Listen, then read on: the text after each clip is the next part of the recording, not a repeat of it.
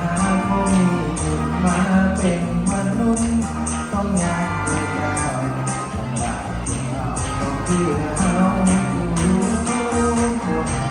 คือคนสวยเหยียดยามประมาณหมดสิ้นถูกเขาละสมจุดจุดตอนที่จนตายจากการแค้นเพื่อหาแทนโทษเขาในวันที่สามสมบูรณ์แต่ผู้กับใจละคนก็อย่าลีนี้หาทางไปใจก็จบกับใจหาเอาพระชีวิตของท่านจะสุขสดใสเพราะพระผู้ช่วยทรงใจชี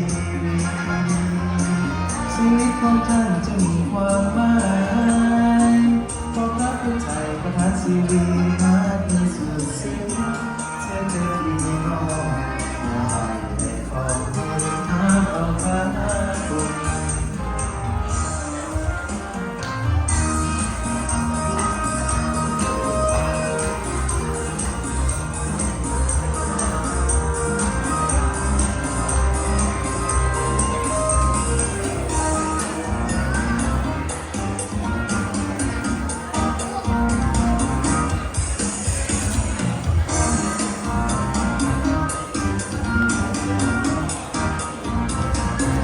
ซื้อและสวดกันเข้ามา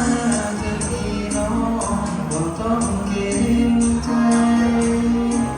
มีเรื่องราวที่ยิ่งใหญ่จะเล่าเสียงเข้ามาฟังเมื่อองค์พระพิมพ์ผู้ครองสุขสละสวรรค์ที่หาคนเดินมาเป็นมนุษย์